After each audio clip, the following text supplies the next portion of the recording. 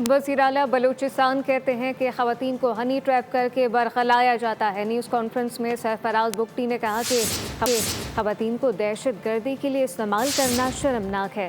حساس اداروں نے بر وقت کارروائی کر کے بڑی تباہی ٹال دی۔ دہشت گردوں کا ہدف اسلام آباد تھا۔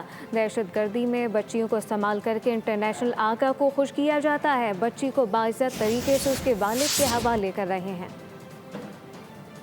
ان کا نام آیا تھا سوشل میڈیا پہ کہ یہ خاتون مسنگ ہو گئی۔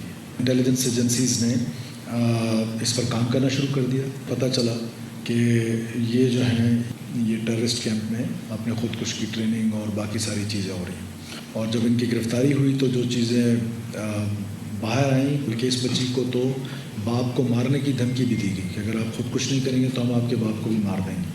اور اب اسلام آباد میں خودکش حملے کرنے کا پلان تھا، تو اس کا مطلب ہے کہ Islamabad is the capital of Pakistan. Indian را جو ہے وہ اس کے پیچھے ہے۔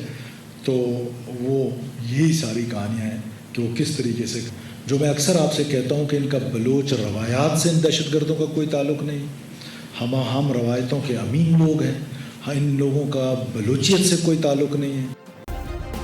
سبسکرائب کریں اور بیل دبائیں تاکہ کوئی خبر رہ نہ جائے۔